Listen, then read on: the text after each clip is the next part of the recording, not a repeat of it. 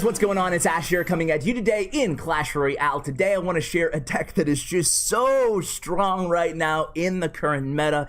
It's a dirty deck. You might have to sanitize, wash your hands, maybe before and after playing this deck, but it's really solid. Here's the deck, guys. It includes a card that it's been dominating ladder. Wizard has been everywhere on ladder. Strangely enough, not that popular in Grand and Classic challenges. A little bit more in Classic than Grand, or in like CRL. We don't see a lot of Wizard here and there, but on ladder, Wizard everywhere, to the annoyance of many people. So capitalizing on that annoying aspect of the deck, we're going to go ahead and focus on the Prince. Another right on the verge of being overpowered card in the meta, along with Lumberjack, Royal Ghost, Inferno Dragon. Like, everything in this deck is super strong. Now, if you don't have the Royal Ghost, you can go ahead and sub in Dark Prince and make it a double Prince deck, and then go ahead in for Inferno Dragon. You can actually sub in NATO if you want to, and you'll have the NATO to synergize with both the Dark Prince and also with the Wizard. So the arrows actually fit in really, really nicely with this deck, because oftentimes you don't have the Wizard at your disposal, or you know they have a Lightning or a Fireball or whatever in hand, and you need to kill the minions or the minion horde they're dropping on your Golem, or use it defensively. So arrows actually play a pivotal role in this deck in a lot of matchups. Now, guys, I am by no stretch of the imagination high in trophies right now, 5182, but I was tilting earlier today. I switched to this deck, and I was able to pick up about 300, 400 trophies with it in about an hour. I went on a nice win streak,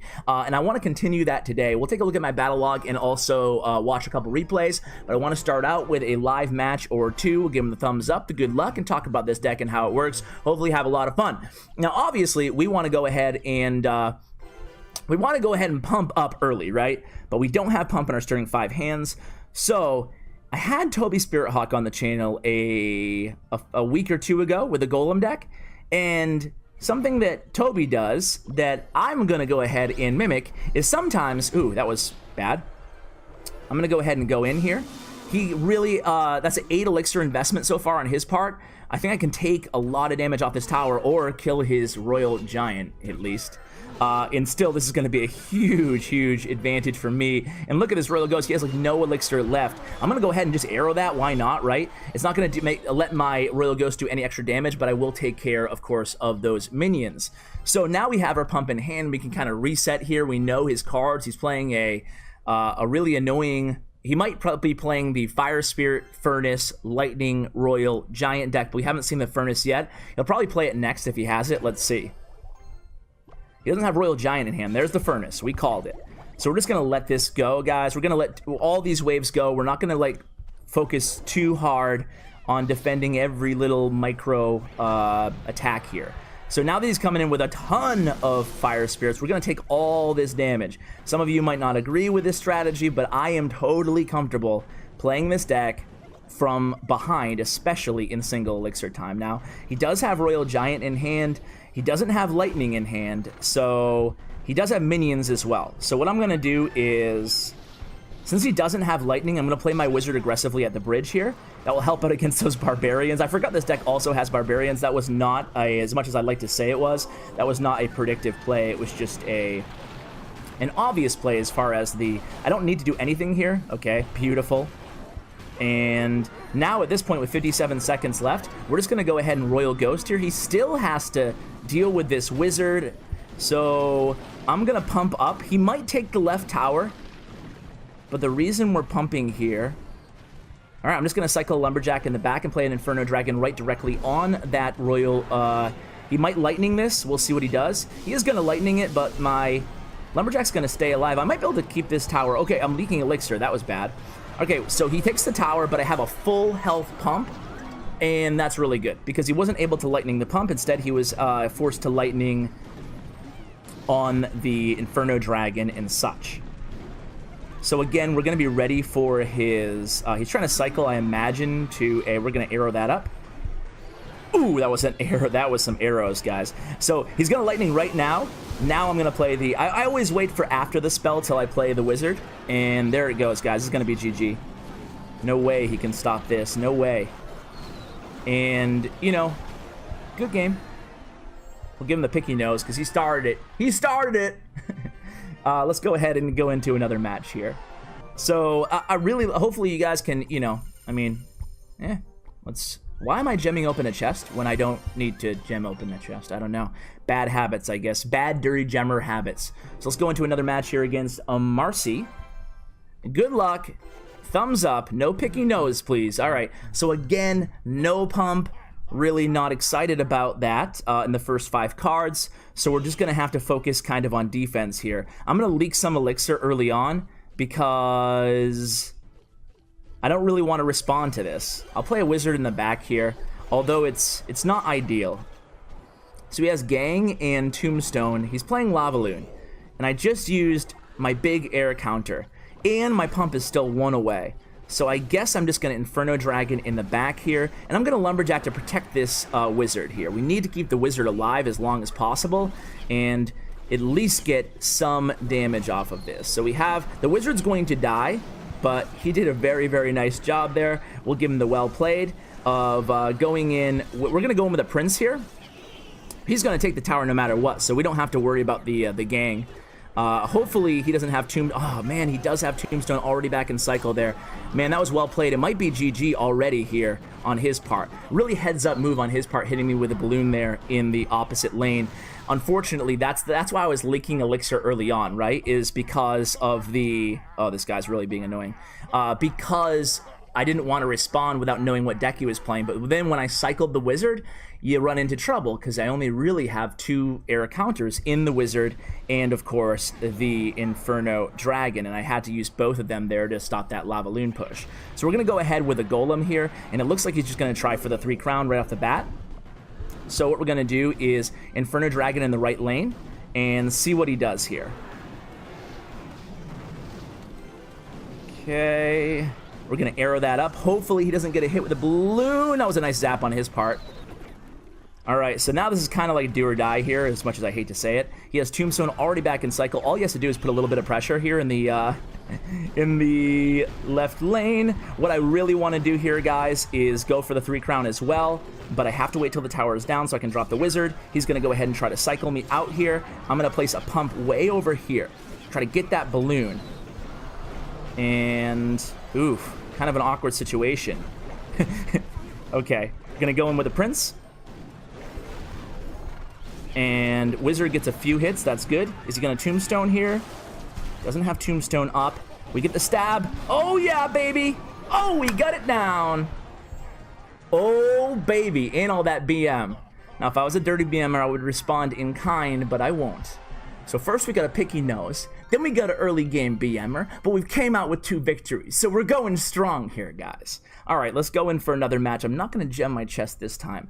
I do want to kind of talk about different... Well, that was Lavaloon, and you guys saw how we played it. We have Fixsto. Good luck. We'll give him the nod. And send in a Royal Ghost to start out here. Royal Ghost is a pretty good starting play. Again, no pump. Man, it feels bad. Feels bad. All right, so we're going against a bait deck here, guys. I'm going to use my arrows, obviously, on the Goblin Barrel. Unfortunately, that Knight was able to get into my area without the tower engaging him. But now, at least, we're forced to play a Lumberjack here against the Princess. We don't really have another option. He'll probably respond with a gang or something. There's the gang. I'm going to probably pump up here, as long as he doesn't go, like, super aggressive. He probably has Rocket, so... we will see in a second. So we don't have like a big... Well, we have only arrows in this deck, so it's a little bit of a challenging matchup. He might Knight here. Let's see what he does. No Knight, so we're just able to play the Royal Ghost directly on that Princess. Not allowing him to stack up Princesses is going to be pretty important in this matchup.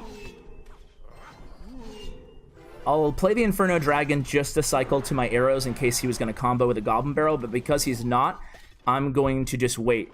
At this point, I'm just going to wait till double elixir time to probably get a Golem push off. Car alarm going off in the background, no big deal.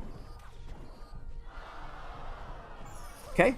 I feel like he's going to go in aggressive here, so I'm actually not going to... I was tempted to maybe Golem there, but I'm not going to. I'm just going to play Lumberjack and see what he does. Okay, we're going to go ahead and do this over here. I'm going to have to play a Royal Ghost in the back to take care of this Goblin Barrel. And hopefully the Royal Ghost, hopefully we can mitigate some damage here. Not too bad. Maybe a little bit of a Panic Inferno Dragon. I just didn't want him to get that Princess lock on the tower. But now I can actually execute a Golem push here. And keep in mind, he wasn't able to rocket that pump. So I am going to arrow this. And I'm going to let this Princess get all kinds of damage because we don't really care about that tower too much. He does have rocket, obviously. So we want this Wizard to really get a lot of value here. I'm going to go ahead and go in with a... He's going to... Oh, that was a good rocket on his part. We're going to go with the Prince immediately. He missed the Lumberjack. He does have... okay. I think we got this tower, guys. I think we got this. Look at that, taking care of everything. That's it, baby. We're just going to keep the pressure on because we have the big pump advantage here. I'm actually going to go in the pocket with this Lumberjack, take care of that Princess, and then we'll play the Prince in the pocket as well, and that should be GG. So there we go. Not bad. Pretty well played on his part, but again, you're noticing with all of these matches that we're pretty early on. We're going in with the we're coming in at a deficit, right? We're always down early, especially that Lava Loon match, to say the least, and we're able to kind of just stick with it, not give up, try to make smart plays. I feel like he probably should have rocketed my pump there. Instead, he saved it on defense, and I think he missed my Lumberjack. Either way, I'm pretty confident we would have been able to take down that tower. Guys, let's go ahead and jump into some replays from earlier and talk about some specific matchups. All right, guys, so I want to go ahead and talk about a matchup that you guys might actually see in your ladder range. It's kind of weird. It's Elite Barbarians and Hog Rider and Goblin Barrel. But again, I want this video to apply to everybody in every trophy range, and I know a lot of you guys have to deal with Elite Barbarians. So I figured we'd talk about how to deal with them with this deck. And this guy, he must have just been messing around because this guy's actually a really good player. He's a 20-win player, as you guys can see from his profile. Let's go ahead and watch this matchup anyway and just see how we kind of handled it. Again, Pump definitely not in our starting 5 cards, so we're gonna have to try to like strategize, just basically defending, right? If your Pump isn't in your starting hand, it's all about just kind of defending and cycling to your Pump and not taking a ton of damage and not falling behind too much in elixir there. So that was an 8 elixir defense on my part, but then he uses his minions and his zap there on defense. So that puts me back in the elixir lead by quite a bunch. And I'm feeling really good about that start, and I decide to let these minions go as well. And this is really just like a perfect example. I probably could have used the Royal Ghost here, but I decided to go with the safer Lumberjack. Royal Ghost better to defending against a Goblin King, obviously, if you know where the Goblin Barrel is going to land. But I didn't want to take the risk of losing my whole elixir pump to that Goblin Barrel if he placed it all around. So he splits Elite Barbs here. I'm able to just defend. Obviously, I don't really care too much about the health of my right tower at this point, so even though that Elite Barb was low in health, I'm totally cool with letting that go and even taking like 1,000 damage to one solo Elite Barbarian if that was the case. Luckily, it wasn't. So here in this situation, I'm just going to go ahead and arrow, and I'm going to essentially sacrifice or almost sacrifice this left tower. Again, it goes back to my strategy of just being willing to take a lot of damage to manufacture an elixir advantage for you in the match. So here we go again. Now I have a Wizard, and I knew he had Elite Barbarians either in cycle or one away. That's why I immediately played that Lumberjack right behind the Wizard. And again, I'm able to take that tower. So what started out as a huge deficit for me, I'm able to pretty quickly go ahead and turn the tide around even before double elixir time. So here again, guys, able to defend against those Elite Barbarians using the Prince. And, you know, like this match is actually going to go pretty fast here. I'm able to 3-crown this guy. But let me just kind of rewind and talk about overall strategy against Elite Barbarians. Like, just like any other card, it doesn't matter if it's Elite Barbarian. You're still going to want to defend, obviously. But just hopefully this match illustrated 2 things. Number 1 is pump up and protect your pump, even if it means taking 1,000 damage on your tower. And number 2 is if you think they might have their Elite Barbs in hand when you're going in for a big offensive push, make sure that you go ahead and support that wizard, add that lumberjack. Lumberjack actually does a really good job against elite barbarians, as long as it's not just 1 versus 2, but if they're already starting to target that wizard, they can do a great job. Same with Prince. Prince actually does a much better job against elite barbs, but he costs 1 more elixir. But Prince and lumberjack will do a fantastic job when kind of dealing with elite barbarians. So let's go ahead and cover one kind of trouble matchup. This time we will go with, let's see, bait. Okay, that's when I was tilting. I wanted to go, I thought I faced another, do you want to go against Hog Cycle? Let's watch how to deal with a Hog Cycle matchup here. Actually, you know what? I take that back. Let's go with a Golem Lightning deck. Let's see if this guy is, okay. Let's watch this one and see how we do, because he has lightning, and we do have a good lightning target in the wizard in this deck, so we'll kind of see how he deals with it, and how I'm able to, as soon as I know he has lightning, how I'm able to kind of abuse that when I'm staggering my support troops behind my golem.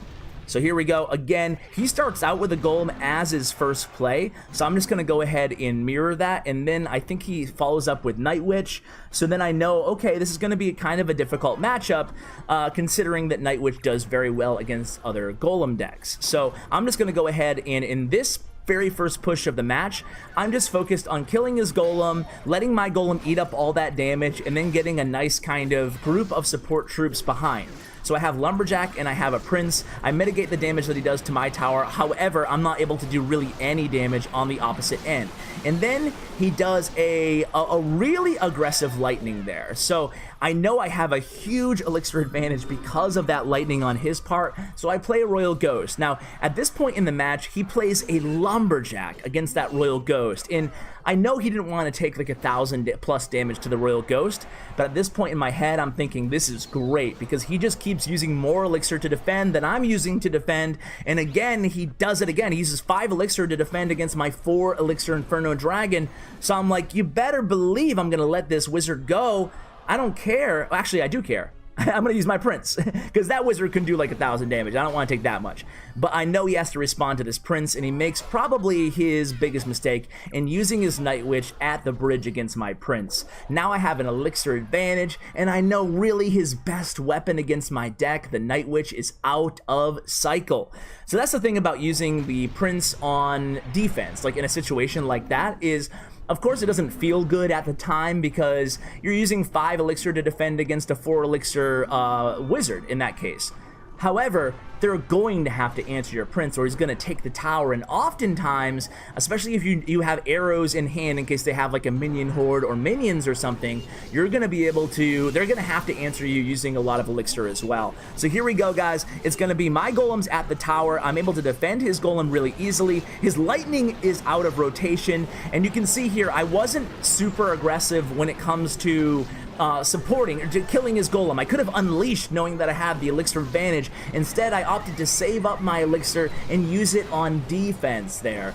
Excuse me, use it to recycle another golem. What am I talking about? I didn't use it on defense. I used it to cycle to another golem at the bridge, and that allowed me to relatively easily take that tower there. So that's kind of how you want to deal with not just a giant lightning deck, but really any lightning deck. And here, with only 10 seconds left, basically I'll just use the pump to distract the golem or any other kind of push that he has going on.